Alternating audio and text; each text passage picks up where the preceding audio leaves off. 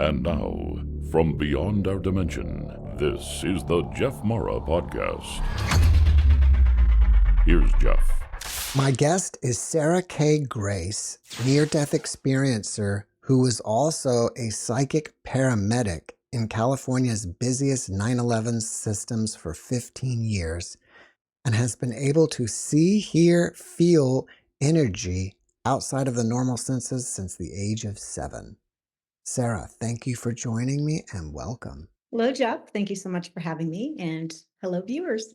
Well, Sarah, if you don't mind, let's start on the day that you had that NDE and go from there. Woo! Okay, going straight for it. My experience growing up was that my energetic and psychic abilities came on at the age of 7. We'll probably get more into that, but I didn't understand them. And when I opened about them, I was unfortunately shamed by family and people around me. And I developed a sense of shame, not understanding why I was like this, what was wrong with me. And that ultimately led to my near death experience because as I grew through my teenage years and into my early 20s, I began coping with drugs and alcohol, just trying to find some semblance of safety and control with the amount of stimulus that comes into me. So I had a near death experience and I was just not into this. Life was pretty intense for me from the jump and a lot of trauma and chaos plus the sensitivities. And so I really wasn't that into it. When it was not an intentional overdose, but it happened. And I went into a heightened state of consciousness that the energy was really warm and golden and yummy. And I remember just finally feeling free of the pain, the suffering, the stimulus from all of the energy and the knowings, the visions. And I was like, oh, thank God, I'm out of there, never to go back. But I heard a female voice, and she was very eloquent, far more eloquent than I'm going to be right now. But in a nutshell, she was like, we get it's hard. You chose a hard path. But if you choose to go back, you're actually going to help a lot of people with energetic understanding. And obviously, I chose to come back, and that began the odyssey of really picking myself up by my bootstraps, getting my life cleaned up, changing behaviors, tackling addictions, coming to terms with my sensitivities, and then ultimately led me into becoming a paramedic in South Central Los Angeles. Who do you think that voice was? I understand in the heightened state of consciousness now that everything is one. So ultimately it was me speaking to me through a different lens, but she sounded very grandmotherly or almost like a wisdom keeper or a guide is the way that I took it because I was 19 years old or 20 years old and I didn't understand energetics or higher consciousness or, any of that stuff back then. But she was very familiar, though I didn't know her personally, it didn't feel. She just felt very safe and very regal, very calm. It was very reassuring. Yeah. Are you saying that it was your higher self that was speaking to you? Or do you think it was maybe another version of yourself in another dimension? Likely both, and what I know and understand now pertaining to duality and the nature of this dimension, right, with the paradox and everything being nothing simultaneously. Uh, it felt like my higher self. That would be my most logical inclination now. And when we get out there and expand into cosmic consciousness and infinite, the infinite wisdom and expansion of the universe and the consciousness experiencing itself through all these different forms, then it kind of defies what our little human minds can put in a line. You know what I'm saying? Mm-hmm. Do you feel like you had an out-of-body experience during your NDE? Very much so. My experience was as though my physical body was stuffed with cotton and my field expanded. I personally floated above and outside of my body, and my visions, the visuals took me to a different dimension, if you will. So I was aware of a body, but I was in a different place where I was having the experience happen. And it was, yeah, it was an incredible experience it just felt really safe, very loving. Would you consider yourself to be a medium and like you can have communication with beings outside of their bodies? Yes. You're a great person to ask because you've also been outside of your body.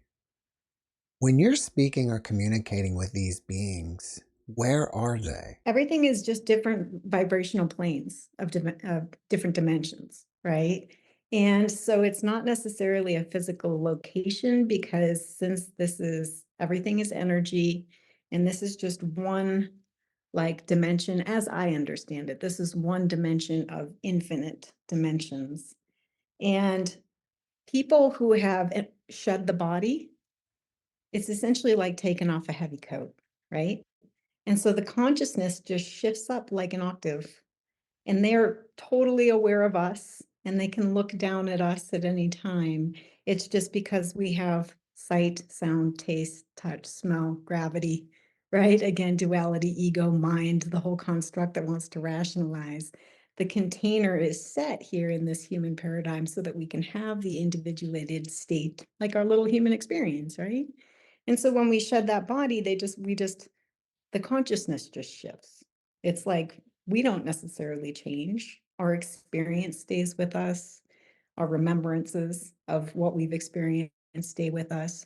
It's just that our consciousness shifts to a different plane or dimension. It's my understanding. Well, you started having these psychic abilities when you were 7.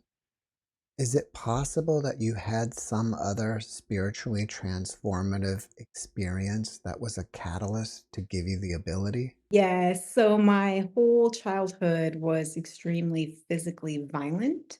And I think that heightened state of always needing to be on guard, in addition to actual physical assaults. I know some people's psychic abilities are triggered by a head trauma. And I can't point to any one head trauma because there were so many different things that I experienced growing up. But that heightened state of awareness and hypervigilance was how I lived for the first 16 years of my life. Additionally, however, I grew up on Standing Rock Indian Reservation in South Dakota, and my grandparents were adopted by the tribe. My father was raised with the tribe, so I grew up going to powwows. I grew up going to and being around tribal experience, and so I think it may be a combination of both, Jeff, if I'm honest with you, because the sense of awareness of energetics, it was just always there for me once it came on at age of 7. Did you ever get any sort of tribal instruction or shamanistic teachings? Yes, I had a Lakota chief is still to this day, one of my primary guides. He only comes in very extreme circumstance for me. My understanding is I have other guides that I work with kind of every day, but I see him when there's going to be a huge change in my life. And because I was going through, so here I am, I'm a kid, right? I'm 7, cruising around. I'm in a town of 2,000 people in the middle of nowhere, pre-internet. So it's not like I can Google, like, why do I see dead people? Like that wasn't an option for me back then. And it starts for me with seeing, so I can see colors around people. And I was like, all right, whatever. Then I could feel, right? And then I could hear, then I could know, and I could see disease in people's bodies and tell if they're lying. And then I could see spirits of native tribal members, all of it. And so I just thought this was how it was for people. So I'm just cruising around on my little bike, like trying to do my thing. And it wasn't until I thought it was going to go away. I was like, whatever, it's just going to go away. But it didn't. It only kept increasing in terms of potency. And so when I finally, mind you, I didn't have like a safe nuclear family structure to just be like, hey, what is this? Am I okay? It was like when I finally said something, it was the hellfire and brimstone, don't speak of this, which is so interesting that I had tribal like ties. It's kind of paradoxical or counter to me now, but it was my experience. And so then I just was like, oh my gosh, like what's wrong with me? Why am I like this? Other people aren't like this, you know? And that really began the odyssey because I was like, dude, I don't want to be like this. I just want to be normal. I just want to fit in like anybody else and be loved, right? But ultimately, it became a huge part of my dharma, and I understand now. I definitely understand now. Was it happening with every person that you looked at? Oh, it's still like that to this day. It's like 24/7, just full sensory data input. Like visuals are my strengths, so it's just nonstop with colors, tracers, seeing disease, seeing if people where they are, if they're living in their body, if they're disassociated, if they're lying, and then it just goes from there in terms of being able to hear, know, see dead people. Yeah, it's a whole thing. Did you go through a period of wanting to help people to realize I can't help everybody and I can't even get involved, so I just see it and ignore it? Yeah, it took me a long time. First, I felt highly victimized by the stimulus. I didn't understand it. I didn't want it. But ultimately, after all of my, going off the rails and having my overdose and then making the choice to come back, and I got myself cleaned up, and then I became a paramedic, and all of a sudden the energies just start working through me on these 911 calls. It was nothing I was trying to do, right?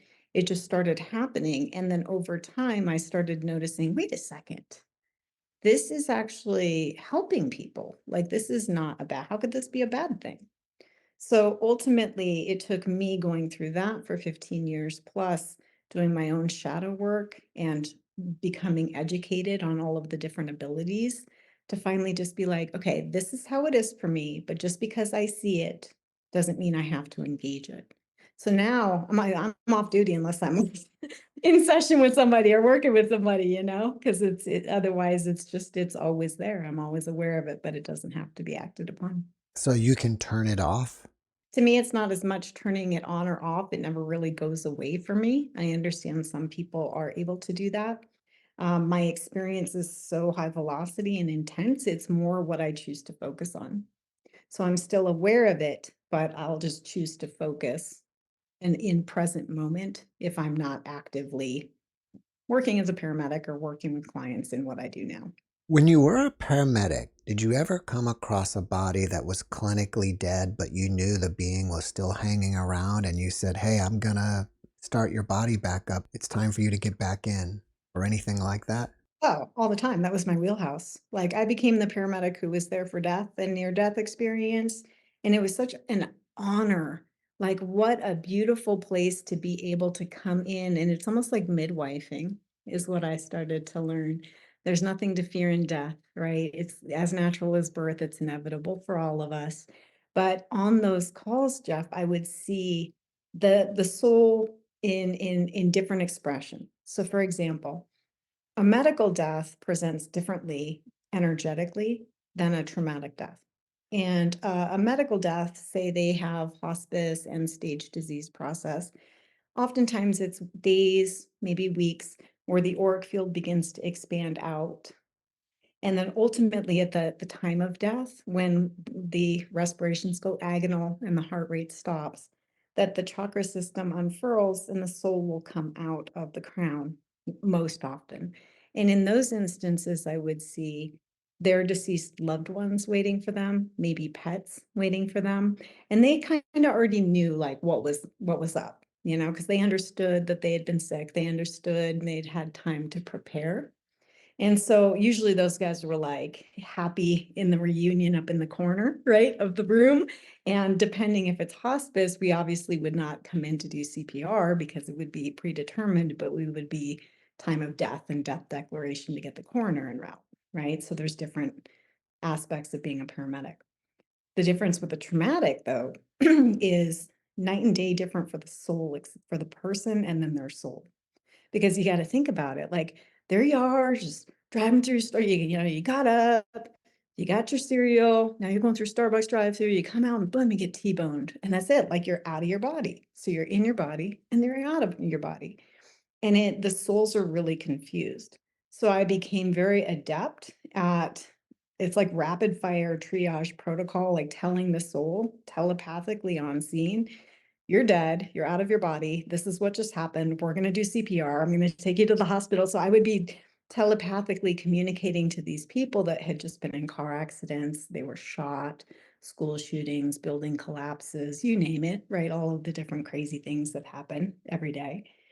But it was really incredible to witness because they would be really shocked and confused, and their soul would usually stand next to the body. And their soul would look to me like their physical body, except I could see through it. It was translucent. And they'd be really confused looking around, but some of them would be trying to climb back in. And that was really hard to see because some of them made it back in, depending if it was their time to transition and crossover or not. And ultimately, I would oftentimes see angels come in and celestials come in on trauma calls because my understanding was that they're just bringing in a specific frequency of love and calm and acceptance in the middle of this really chaotic 911 scene. And the person that had just died, their soul would be like, wait a second, what's that? And it's this really warm, yummy energy. And time after time after time, I would watch them embrace and then disappear. And from that point, I would just be left with the body, which we would either be doing CPR to transport or coming out of cars or doing whatever we had to do with. Did you ever tell any of your coworkers, "Oh, they're gone. There's no point doing Oh, yeah. CPR"?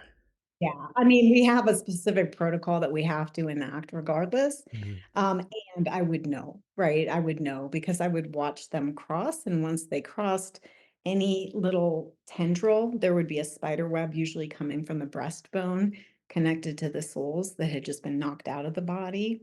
And that would be cut and they would be completely gone. And then I would just be left with the cadaver. Hmm. Yeah. Did you ever have a shared death experience with them, like where you started to cross over a little bit? How do you mean? Is it possible that they were out of their body and they started seeing the angels, or they started, seeing like the opening of a tunnel for them to go through, and you were almost kind of like out of your body with them in some Yeah. sort of way? Yeah, it's just a heightened state of consciousness or perception, is my understanding. And that happened all the time on almost every call that I was able to utilize these abilities at this level. But the important thing for me was to maintain like a grounded connection to my physical body because I still had a job to do in the practical, tangible sense. There's a lot of logistics to a 911 call, right? But yeah, it would be really neat to see because I was like a witness to their experience, right? And I was there to take care of their body, to assist kind of like, and just again, it's almost that midwifing thing where you're just there as kind of a bridge, like right on that edge between life and death with them. And then watching them have their experience being greeted by their loved ones or their religious archetypes and then watching wherever they would go and then I would constrict back down into just the tangible. It was amazing. Like what a gift. I mean, granted, when I started, I still didn't want it when I started.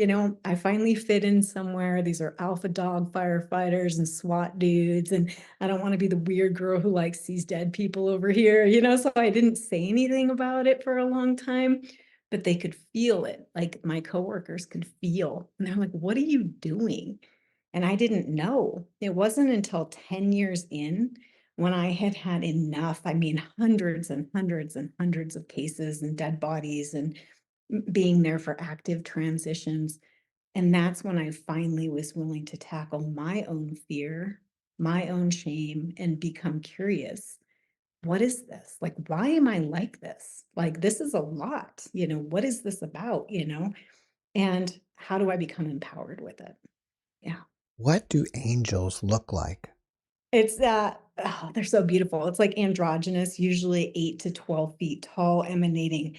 Can be a cobalt, it can be just a bright white or kind of a golden energy, but it's not really like the wings and things that you would think of. It's just more this magnanimous, extraordinarily calm presence of just liquid divinity. And it's when they come, everything just softens and gets really quiet and really calm and still. And so imagine, say it's a car accident and the car is flipped upside down and we got firefighters and we got, everything's happening and we have to do all of the things that we need to do for the person. And then all of a sudden that frequency would come right in the center of that experience. And it was such a contrast. It was just such a beautiful thing to witness. Yeah. Would Celestials are, would their energy even calm the firefighters down? they could feel it. Yeah. It's a super 911 calls are obviously extraordinarily high velocity scenes, right? And, but there would be a sense of just a little bit of a softening to what was happening. Did you ever witness archangels or Jesus or Buddha? I would say that I'd seen some archangels and Jesus in terms of when people are more transitioning and kind of where they were going into their next level of experience. I didn't see those guys come in particularly on specific calls as much as just more. It was like just one unified presence of this really divine celestial order. And I was like, I'll take whatever I can get, man. Like, we need whatever help we can get out here on the 911 scene, for sure. Well, this may seem way out there, but did you ever see anything that could be considered an extraterrestrial, non-human, and non-angel? Potentially, but more in the way of the suffering that envelops a lot of humans. I didn't see anything in terms of like an ET coming in anybody's time of transition, at least that I recognized. It's certainly possible, right? I see more entities. Sometimes people want to know, well, did you see dark stuff? And I didn't see dark stuff in terms of people's transitions, like when they actually shed the body. It was just like a lightening of the load and a freeing. It's like graduation, really. But when we would be working with long-term chronic abuse or people dealing with substance abuse, like, we have a lot of things going on out there. And the energetics pertaining to some of these hardcore substances can be pretty dark and pretty gnarly, and I would see that in people's energy fields. Once they were transitioning, would they start to release that stuff? Yeah.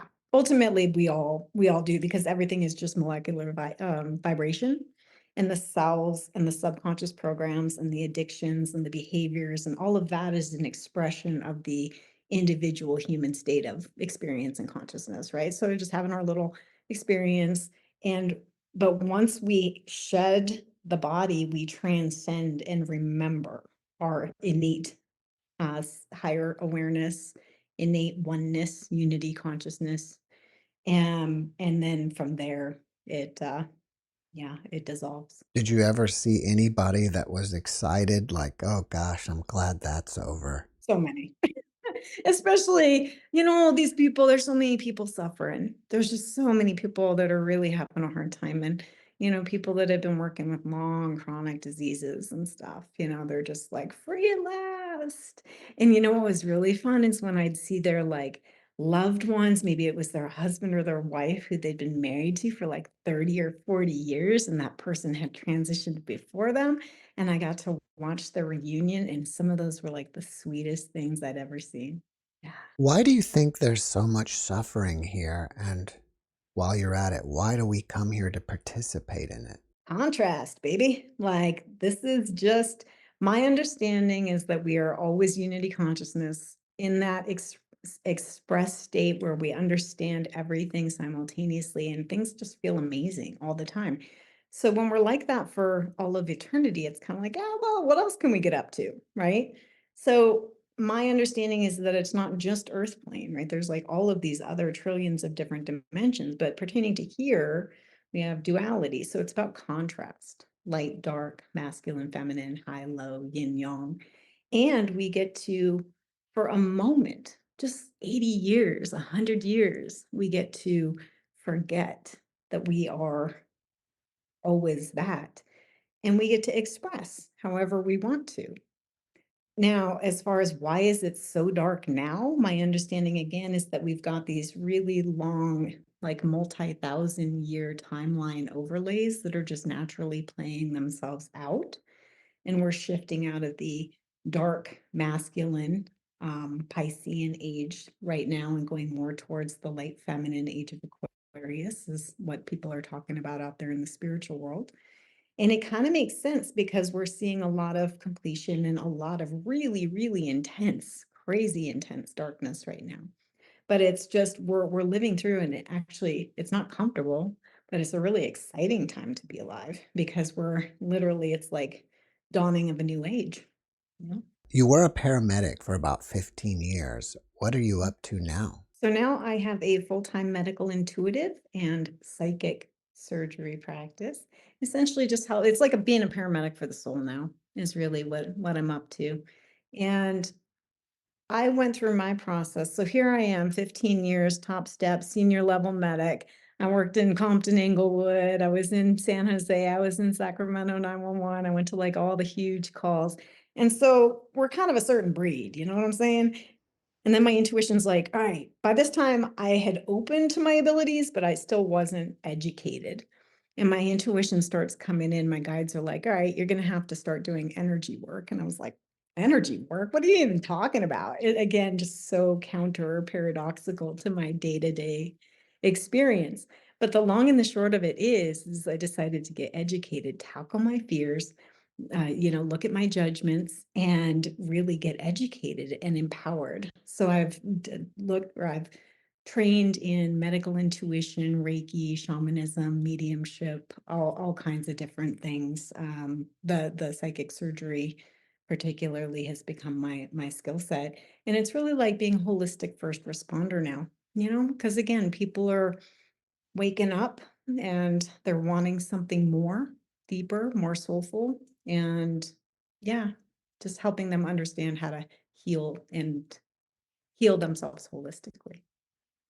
Do you think anybody can develop the psychic abilities that you have, or it's ultimately due to what happened to you as a child? I think there's several factors to it. Ultimately, we all have the wiring to be able to access psychic ability or higher knowing experience. That said, this is part of my incarnation. This is part of my, like, what I chose coming in. And so my system is particularly attuned. Can anyone who wishes to develop for sure. It'll just be according to like what their construct is. Because if you take like a super salty like medic, or firefighter, those guys are like really dense and kind of, we have to be, right? And so it may be a little more challenging for people like that to access, but there are ways for them to go and learn and tap into their own knowing for sure. So, are you saying that you planned this ability pre-birth? Yes, I remember that now because several times throughout this life, I've been like, why? Even after my near-death experience, I was like, because it is a lot to deal with this much stimulus all the time. There is so much that I have to do to take care of my system, to ground, to self-regulate, and to understand how to kind of drive this apparatus. So in many of my shamanic experiences and all these different spiritual experiences and shadow integration experiences that I've had since I decided to become educated, I've gone back into where I chose, and it was part of my choosing to come in and be this way. Yeah. You mentioned that you had a lot of fear. Mhm. Do you think that fear is the reason that many people don't develop their psychic abilities? Oh, I would say fear and shame are probably the top reasons. Societally and culturally, the door is opening. People are speaking more openly about this than ever. That said, in terms of the mainstream culture, there's still kind of a counter or there's a skeptical sense to it. So there's a lot of people who are energetically sensitive. Maybe they see, maybe they hear, maybe they know, but they're not yet willing to come out and talk about it because they don't want to rock the boat, right, of their life because they don't want to be weird. They don't want to be judged. And that's what I'm here to do now is to bridge the mainstream with the energetic and holistic community in ways that make sense, right? Yeah. So, are you saying the fear is because of what society will think about them? Or is it the fear is because, dealing with all this stuff could be scary. I think it's both. It takes a lot of self-trust to be able to like, okay, if I'm seeing this, I can handle it, right? And that takes time to develop. I have to just be real. Like I have ebbed and flowed with my acceptance of my abilities many times over this life, especially I was closeted for 25 years. Didn't want anything to do with it, mainly because of fear of judgment, right? And then also fear of like, well, what do I do when I say yes? What do I do with all of this, with these spirits, and how do I deal with all that stuff? But once I finally leaned in and started to say yes, the pivot point, Jeff, and this is very important for people to hear if they're struggling with this, or if they know that they have access to more information or more giftedness maybe than they're letting on. My experience was, you know what, this is how I am, it is what it is, what am I going to do about it? Because I used to be, so I felt victimized and traumatized by the sensitivities and the level of stimulus and bombardment. But once I decided, like, okay, yeah, I get it, sucks. It's not super fun, right? But what am I going to do about it? How am I going to show up in my life with this? Then becoming empowered and educated changed everything. And the doors started opening and things started to make sense.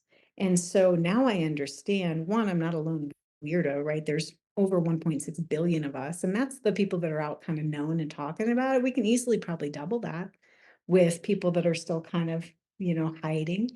And it's just time. I really feel like it's our time to come out and to take the fear away, teach people how to become empowered with their energetics. Like, okay, so you see stuff, like this is what you do. Boop, boop, boop, boop, boop, boop. If you hear stuff, this is what you do. Boop, boop, boop, boop, boop. And then we go into, oh, you still got to do your laundry. You still got to pay your bills. Like there's, it's this whole thing. Yeah.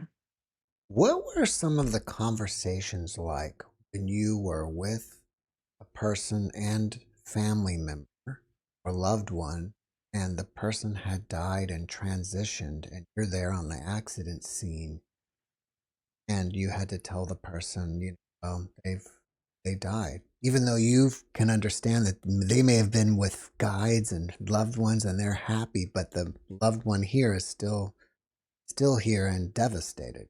That's one of the hardest positions for any first responder to be in. And we're actually coached and educated on how to deliver that. And the delivery is to just say it. I'm sorry, but they're dead.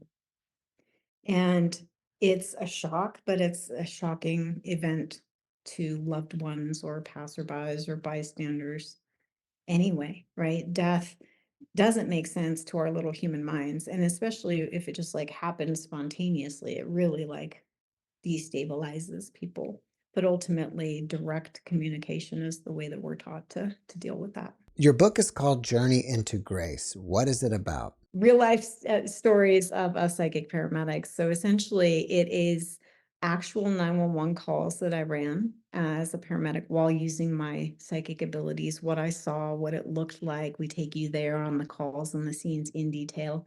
And that is interwoven with my own personal life story and all of the struggles and accounts coming to terms with my addictions and overdose and how I cleaned myself up and finally became empowered.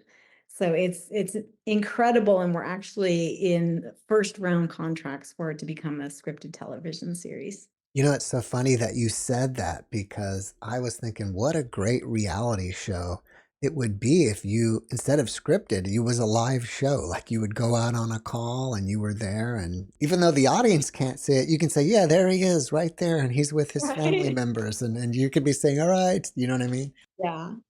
It's going to be perfect as it unfolds. I'm really excited about it. And again, it just speaks to the collective, the collective's openness and willingness at this stage. We're seeing more and more of this type of thing coming out. And here I am all of these years later. I've been doing this for a long, long time now. And in looking back, it all makes sense how the struggles of my youth, and then all of the calls of the 911 system, and how, because I had personally been through those dark struggles, I didn't have judgment for people, and then, my patients in the 911 system, and the addicts, and whoever. Everybody's human, doing the best they can. And now, working as a medical intuitive and energy healer, like, being able, it just, all of it makes sense because it's so relatable, and I've been there through so much stuff. Yeah. Well, if people want to find out more about that book, do they go to your website or to Amazon? Both. You can do both. You can go to my website, which is sarahkgrace.com, and that's Sarah with an H, kgrace.com. All of my books and meditations and online courses are there, or you can just find Sarah K. Grace on Amazon, and it'll pop up. You also have a YouTube channel. What is I that called, and what kind of content are you putting up there? It's Sarah K. Grace, and we're just starting it. And really, I'm excited to really share about the energetic root cause of dis-ease or imbalance, as I see it, while working as a psychic and surgeon and medical intuitive, and really ways to become empowered with your own sensitivities, ways to heal yourself holistically from trauma. If you're working with addiction, ways to navigate that, but it's all about empowerment. Well, after watching this podcast, people may want to reach out to you and ask you questions. Are you open to that? Oh, 100%. Yeah, you're more than welcome to. I work with people individually in one-on-one sessions. And if that's not for you, then I also have the Grace Place, which is an online community. And so you'd have easy access to me there to just pop in and ask questions, or just drop me a question on my YouTube channel. Sarah, before we wrap it up, can you leave us with one last positive comment? Absolutely. To live your life fully now. I know there's a lot happening in the world, and it can be overwhelming. It can be kind of scary, like, what's happening. And ultimately, when we remember that inevitably all of us will eventually die, and that's very natural. How do we want to live? What do you want to do with your life today? Like, take the chance. Go on that vacation, let yourself buy those flowers for yourself, or whatever it is. Like, live your life fully now, just knowing that all of this is perfect, and ultimately, and it's just a moment in time. Yeah, live your life fully now. Sarah, thank you for your comment, and thank you for being my guest. Thank you so much for having me. I appreciate you very much. Thanks for watching the JeffMara podcast. I really appreciate you. Another way to show support is through YouTube memberships. And if you do, there are loyalty badges and other perks depending on your level of membership. All you need to do is click the join button underneath the video to find out more. Thank you for your support.